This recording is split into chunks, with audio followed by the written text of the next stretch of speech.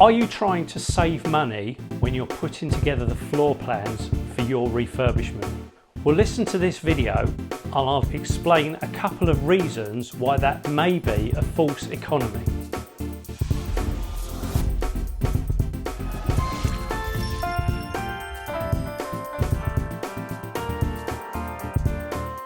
Now, if you're fairly proficient on the internet, fairly proficient with computers, you'll be aware that there are online tools for doing floor plans.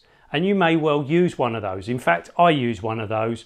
Not a great deal, but I definitely do use them. I do prefer to outsource to an architect. And the reason for making this video is to perhaps help you understand why outsourcing to an architect, whilst it will cost you a bit more money, may actually be better in the longer term. And the reason I'm making this video is because I've got two case studies of two clients of mine that actually did the floor plans a cheaper way, and both of them got themselves into some difficulties. Both of these investors actually came to me to see if I could help them find a way to solve their problems where they had tried to save money.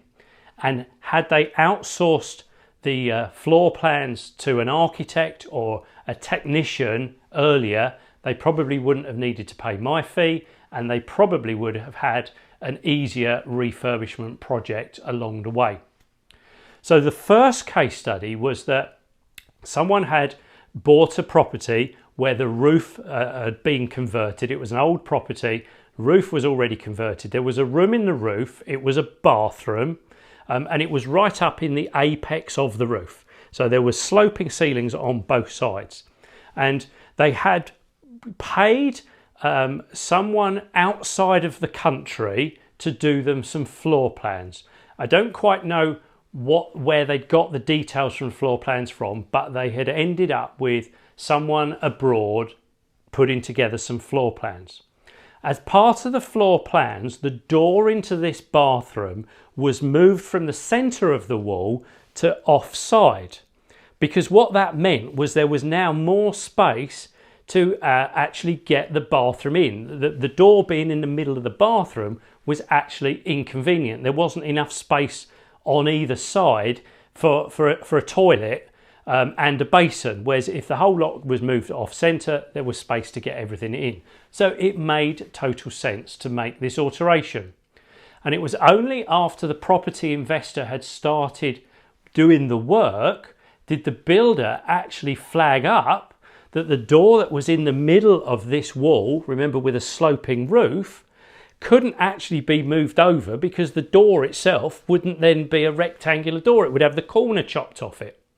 And the door was shown to open, and of course it would have hit the sloping roof inside of the bathroom. And what had happened here is the property investor had saved some money.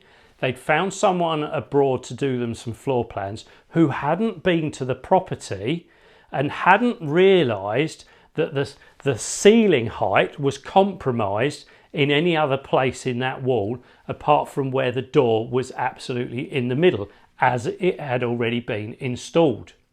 And so the moral here is that by trying to save money, the three-dimensional aspect of this particular part of the property hadn't been considered.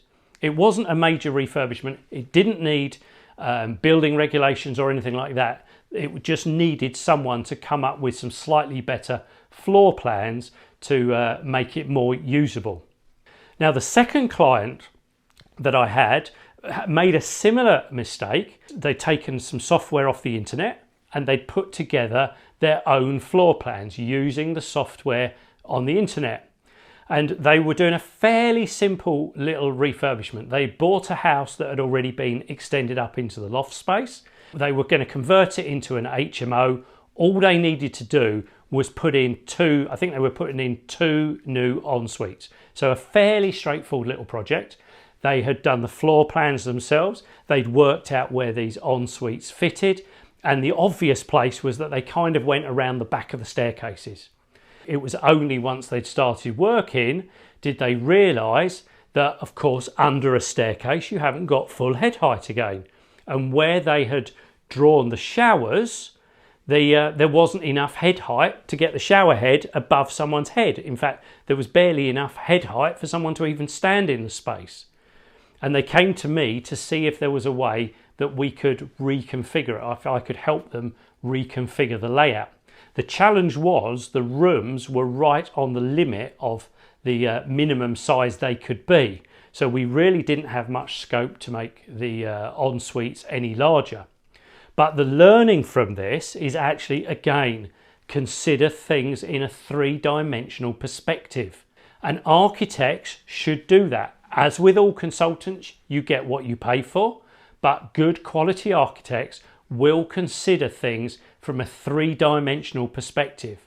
And if you're not clear and if they haven't given it to you, ask them for a three-dimensional perspective on some elements of the property if you're not sure that things fit in. But as I say, be very careful just working off floor plans, because floor plans are two-dimensional, and sometimes it's only when we go three-dimensional do we actually understand some of the other challenges that we need to consider. Really hope that little video has just served as a little reminder for you of the benefit of employing the right consultants to do the right job. Yes, there is a fee attached to them, but so many times the fee is way less than the cost of things going wrong later on down the line. I look forward to catching up with you in another video. Don't forget to like and comment below if there's anything I can help you with on this one.